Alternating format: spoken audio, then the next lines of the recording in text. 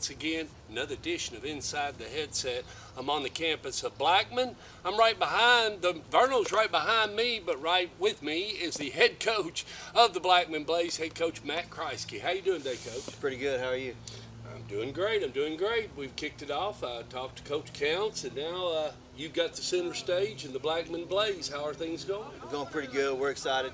First game one, so we're excited to see what's going to happen. And kids been working all off season, summer, so it's here. It felt like it went by pretty fast. We were doing this here. It felt like a couple weeks ago, but here we are again. Year 3 of Blackman. I think the kids are excited. Community, the student body. It's a great time to be here at Blackman. Second year coaching here in 3-6A. What do you get when you look back and you watch the video and you watch the competition and watch everything?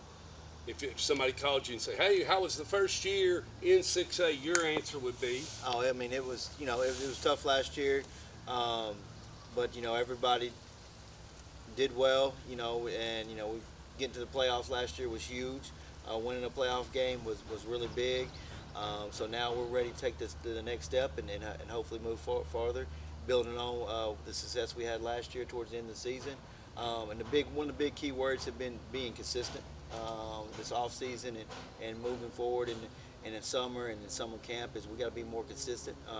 We like you saw last year we had weeks where we looked really good and weeks where we did not. Quarters you look great. Yeah. Quarters where you're blowing it up and then all of a sudden you lose your way in the middle of the football game. Yeah, and so that's been the key this offseason. It's experience. Yeah, trying to focus, and we feel like we got a good group of guys. It's been around us long enough, know how we are and what to expect out of us. So it's exciting. We're ready to see what they do this Friday at Clarksville. Well, and I feel like the kids and the parents, they had to get used to you. They'd never seen you coach or didn't know anything about you. They had to go through the whole entire, what is this we've gotten ourselves into?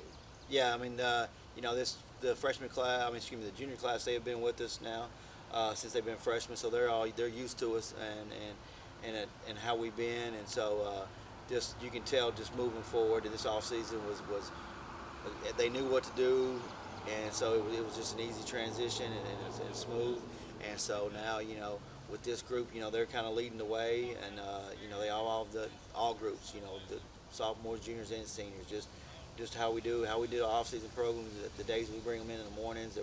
That was a lot of teaching. People don't understand the first year you're a coach, please don't do it this way, please do it that way, but you got to do that with all the kids and get them to where they're understanding not only that one piece, but all the pieces you're trying to teach them. Yeah, and so it went a lot smoother this year, and so, going into it, we're excited and ready to see how things go. But like you said, man, we're in the Rutherford County region, so week in and week out, it's going to be tough. Every region game is basically a playoff game for us, so we got to fight. Our goal is to make the playoffs, and then we'll move on from there. People don't understand how juicy it is to get this because it's been a long time since you had to go through every team in the county.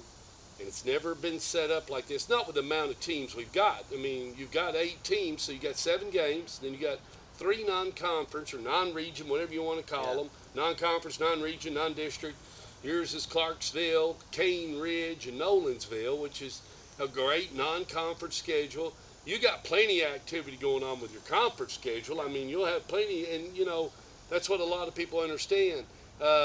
You gotta find some time to regroup, find your way, because it's going to be a long season. Yeah, it is, and always in there. You don't want to say it, but you never know what you got to expect the unexpected. You never know what's going to happen throughout the year. What kids were you going to need to step up that they probably didn't think that they were going to play early in the season, but due to some things that happened, we got to have probably some younger guys throughout the year step up with the competition we're going in and week out. Building depth is huge in this county, and if you can build some depth that help you along the way, will really help your success in this region. I couldn't set the table any better. Your quarterback currently, he had a mishap happen to him last year, if I'm not mistaken, in the game, and now he's over here. How's that working out for you?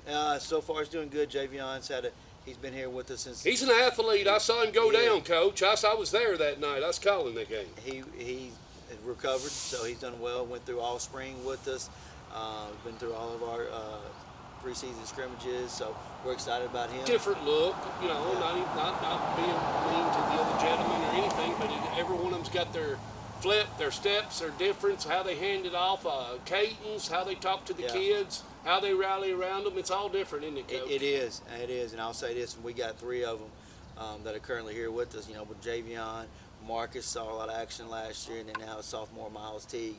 We've got some depth at that position, and Yeah. I feel really comfortable that if anything happened, you can stick any of those guys in and do what we expect to do and execute our game plan week in and week out. Logistically, you guys are getting on the road. Let's talk to the parents, faculty, staff, all those people.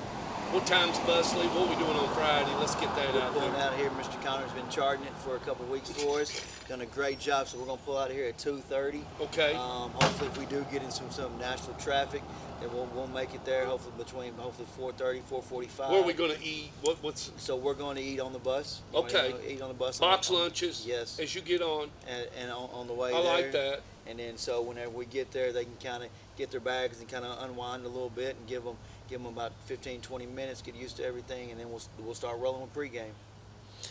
Well, other than that, you got a great schedule and everything. I'm looking forward. I've got a couple of games with you, and I just can't wait to see you kids on the field. It's always a pleasure to come over here, and I'll see you a little bit away, I think, too. So I'll see you both ways. I'll Yes, see you at sir. home and see you a little bit away. Yes, sir. All right, kids, if you're following the Blackman Blaze, I think you already heard it, Nashville traffic. So that game is at 7 o'clock.